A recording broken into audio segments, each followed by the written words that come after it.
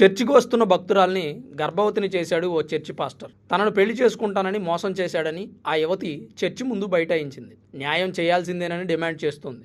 Case పెట్టినా పోలీసులు పట్టించుకోవడం లేదని, రాజకీయంగా పలుకుబడి ఉపయోగిస్తున్నాడని ఆరోపిస్తోంది. అది ప్రెగ్నెన్సీ పోయింది అని మళ్ళీ విషయం చెప్పాను, డేట్ వచ్చింది పాస్టర్ గారు అని చెప్పినప్పుడు ఆ వ్యక్తి ఏమనుకున్నాడో తెలియదు. ఆ డేటు వచ్చింది అని చెప్పిన వాళ్ళ నుండి నన్ను అవాయిడ్ చేయడము, దూరం పెట్టడము, మందిరానికి వచ్చినా కూడా సరిగ్గా మాట్లాడకపోవడము ఇలా జరిగింది. నంద్యాలలోని దేవీనగర్లో తండ్రి సన్నిధి అనే చర్చిలో ప్రభుకుమార్ అనే పాస్టర్ పరిచర్యలు చేస్తున్నాడు. మహిమకుమారి అనే మహిళ ఆ చర్చికి వస్తుండేది.